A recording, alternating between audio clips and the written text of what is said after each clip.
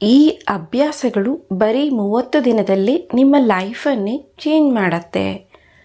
ಮನೋವಿಜ್ಞಾನ ಆಧಾರಿತವಾಗಿರುವ ಈ ಮಾರ್ಗಗಳ ಮೂಲಕ 30 ದಿನಗಳಿಗಿಂತ ಕಡಿಮೆ ಅವಧಿಯಲ್ಲಿ ನಿಮ್ಮ ಜೀವನದಲ್ಲಿ ಆಳವಾದ ಬದಲಾವಣೆಗಳನ್ನು ನೋಡಲು ಸಾಧ್ಯವಾಗಿಸಬಹುದು. ಆದರೆ ಇದಕ್ಕೆ ಬದ್ಧತೆ ಮತ್ತು ಪ್ರಯತ್ನದ ಅಗತ್ಯವಿರುತ್ತದೆ ಅಷ್ಟೇ. ಎಲ್ಲರ ಬದುಕಿನಲ್ಲಿ ಬದಲಾವಣೆಯು ಅನಿವಾರ್ಯವಾಗಿದೆ, ಆದರೆ ಕೆಲವಷ್ಟು ಬದಲಾವಣೆಗಳು ಅಳವಡಿಸಿಕೊಳ್ಳಲು ನಾವು ಬಹಳಷ್ಟು ಪ್ರಯತ್ನಿಸಬೇಕು.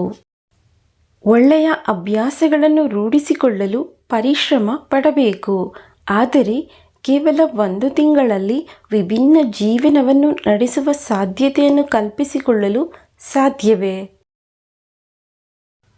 ಆ್ಯಕ್ ಸ್ಪಿರಿಟ್ನ ಸಂಸ್ಥಾಪಕರಾಗಿರುವ ಲಾಚ್ಲಾನ್ ಬ್ರೌನ್ ಅವರು ಇದಕ್ಕಾಗಿ ಸರಳ ಮಾರ್ಗಗಳನ್ನು ವಿವರಿಸಿದ್ದಾರೆ. ಮನೋವಿಜ್ಞಾನ ಆಧಾರಿತವಾಗಿರುವ ಈ ಮಾರ್ಗಗಳ ಮೂಲಕ 30 ದಿನಗಳಿಗಿಂತ ಕಡಿಮೆ ಅವಧಿಯಲ್ಲಿ ನಿಮ್ಮ ಜೀವನದಲ್ಲಿ ಆಳವಾದ ಬದಲಾವಣೆಗಳನ್ನು ನೋಡಲು ಸಾಧ್ಯವಾಗಿಸಬಹುದು. ಆದರೆ ಇದಕ್ಕೆ ಬದ್ಧತೆ ಮತ್ತು ಪ್ರಯತ್ನದ ಅಗತ್ಯವಿರುತ್ತದೆ ಅಷ್ಟೇ. ಸಾವಧಾನತೆ ಅಳವಡಿಸಿಕೊಳ್ಳಿ. ಭವಿಷ್ಯ ಹಾಗೂ ಭೂತಕಾಲದ ಚಿಂತೆಯು ಈಗಿನ ಸೌಂದರ್ಯವನ್ನು ಹಾಳು ಮಾಡುತ್ತದೆ. ಇದರಿಂದ ನಾವು ಈ ಕ್ಷಣದ ಸಂತೋಷವನ್ನು, ವರ್ತಮಾನದ ಶಕ್ತಿಯನ್ನು ಕಡೆಗಣಿಸುತ್ತೇವೆ.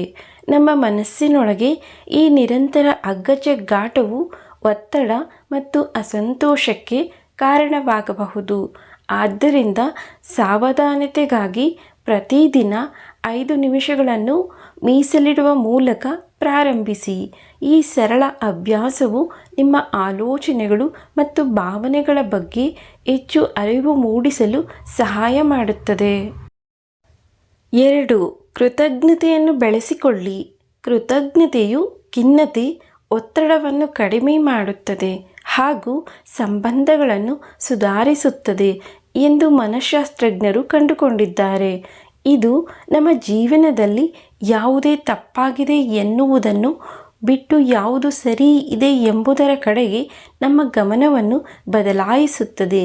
ಇದು ಸಕಾರಾತ್ಮಕ ಬದಲಾವಣೆಗೆ ದಾರಿ ಮಾಡಿಕೊಡುವ ತೃಪ್ತಿಯ ಭಾವವನ್ನು ಸೃಷ್ಟಿಸುತ್ತದೆ.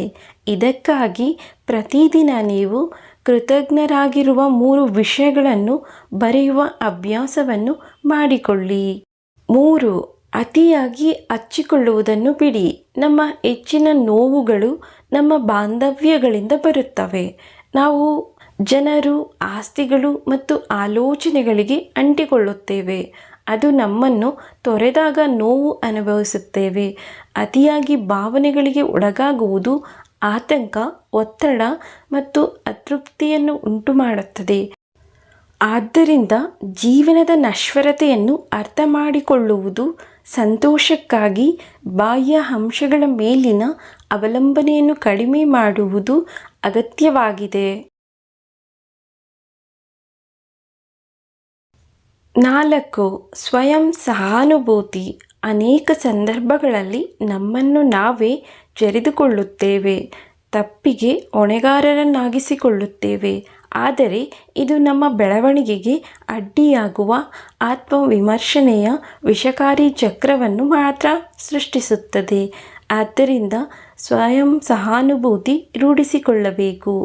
ನೀವು ಆತ್ಮವಿಮರ್ಶೆಯ ಕೆಟುಕನ್ನು ಅನುಭವಿಸಿದಾಗ ಉಸಿರಾಡಲು ಮತ್ತು ಸ್ವಯಂ ಸಹಾನುಭೂತಿಯಿಂದ ಪ್ರತಿಕ್ರಿಯಿಸಲು ಸ್ವಲ್ಪ ಸಮಯ ತೆಗೆದುಕೊಳ್ಳಿ. ತಪ್ಪು ಮಾಡುವುದು ಸಹಜ ಎಂಬುದನ್ನು ನೆನಪಿಸಿಕೊಳ್ಳಿ. 5. ನಿಮ್ಮ ಅಹಂಕಾರವನ್ನು ಪಳಗಿಸಿ. ಅಹಂಕಾರವನ್ನು ಪಳಗಿಸುವುದು ಎಂದರೆ ಅದನ್ನು ನಿಗ್ರಹಿಸುವುದು ಅಥವಾ ಅದರ ಅಸ್ತಿತ್ವವನ್ನು ನಿರಾಕರಿಸುವುದಲ್ಲ. ಅದರ ಸ್ವಭಾವವನ್ನು ಅರ್ಥಮಾಡಿಕೊಳ್ಳುವುದು ಮತ್ತು ನಮ್ಮ ಆಲೋಚನೆಗಳು, ಕಾರ್ಯಗಳ ಮೇಲೆ ಅದರ ಪ್ರಭಾವವನ್ನು ನ್ಯಾವಿಗೇಟ್ ಮಾಡಲು ಕಲಿಯುವುದಾಗಿದೆ.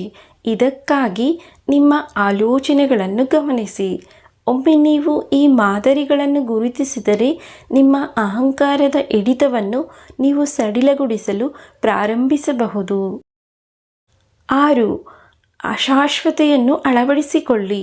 ಅಶಾಶ್ವತೆಯು ಬೌದ್ಧ ಧರ್ಮದಲ್ಲಿ ಮೂಲಭೂತ ತತ್ವವಾಗಿದೆ. ನಾವು ಪ್ರೀತಿಸುವ ಎಲ್ಲವೂ ನಮ್ಮ ಸಂಬಂಧಗಳು, ಆಸ್ತಿ, ಆರೋಗ್ಯ, ಜೀವನವು ಕ್ಷಣಿಕವಾಗಿದೆ ಎಂಬುದು ಕಟುವಾದ ವಾಸ್ತವವಾಗಿದೆ.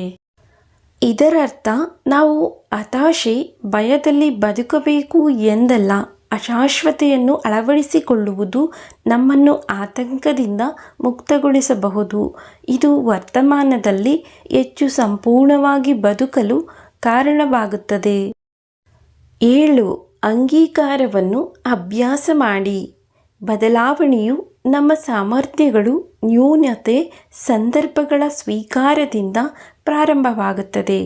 ವಾಸ್ತವವನ್ನು ನಿರಾಕರಿಸಲು ನಮ್ಮ ಶಕ್ತಿಯನ್ನು ವ್ಯರ್ಥ ಮಾಡುತ್ತೇವೆ. ವಿಷಯಗಳು ವಿಭಿನ್ನವಾಗಿರಬೇಕೆಂದು ನಾವು ಬಯಸುತ್ತೇವೆ, ಅದಕ್ಕಾಗಿ ಹೋರಾಡುತ್ತೇವೆ. ಆದರೆ ಈ ಹೋರಾಟವು ಒತ್ತಡ ಮತ್ತು ಸಂಕಟಕ್ಕೆ ಮಾತ್ರ ಕಾರಣವಾಗುತ್ತದೆ. ಬದಲಾಗಿ ಸ್ವೀಕಾರವನ್ನು ಅಭ್ಯಾಸ ಮಾಡಲು ಪ್ರಯತ್ನಿಸಿ. ನಿಮ್ಮ ಪ್ರಸ್ತುತ ಪರಿಸ್ಥಿತಿಯನ್ನು ಒಪ್ಪಿಕೊಳ್ಳಿ. 8. ಅನಿಶ್ಚಿತತೆಯನ್ನು ಸ್ವೀಕರಿಸಿ. ಜೀವನವು ಅನಿಶ್ಚಿತವಾಗಿದೆ. ಮೈಂಡ್ಫುಲ್ನೆಸ್ ನಮಗೆ ಅನಿಶ್ಚಿತತೆಯಿಂದ ಆರಾಮದಾಯಕವಾಗಿರಲು ಕಲಿಸುತ್ತದೆ. ಭವಿಷ್ಯದ ಬಗ್ಗೆ ಚಿಂತಿಸುವುದಕ್ಕಿಂತ ವರ್ತಮಾನದಲ್ಲಿ ಬದುಕಲು ಪ್ರೋತ್ಸಾಹಿಸುತ್ತದೆ. ಆದ್ದರಿಂದ ಮುಂದಿನ ಬಾರಿ ನೀವು ಅನಿಶ್ಚಿತತೆಯನ್ನು ಎದುರಿಸಿದಾಗ ಪ್ರತಿಕ್ರಿಯಿಸುವ ಮೊದಲು ವಿರಾಮ ನೀಡಿ. ಆಳವಾದ ಉಸಿರನ್ನು ತೆಗೆದುಕೊಳ್ಳಿ. ಎಲ್ಲ ಉತ್ತರಗಳನ್ನು ಹೊಂದಿಲ್ಲದಿರುವುದು ಸರಿ ಎಂದು ನೆನಪಿಸಿಕೊಳ್ಳಿ. ಸ್ನೇಹಿತರೆ, ನಿಮಗೆ ಈ ಮಾಹಿತಿ ಇಷ್ಟ ಆಗಿದ್ರೆ ದಯವಿಟ್ಟು ನಮ್ಮ ಚಾನಲನ್ನು ಸಬ್ಸ್ಕ್ರೈಬ್ ಮಾಡಿ, ಲೈಕ್ ಮಾಡಿ, ಶೇರ್ ಮಾಡಿ. ಮತ್ತೊಂದು ವಿಷಯದೊಂದಿಗೆ ಭೇಟಿಯಾಗೋಣ. ವಿಡಿಯೋವನ್ನು ನೋಡಿದ್ದಕ್ಕಾಗಿ ಧನ್ಯವಾದಗಳು. ನಮಸ್ಕಾರ.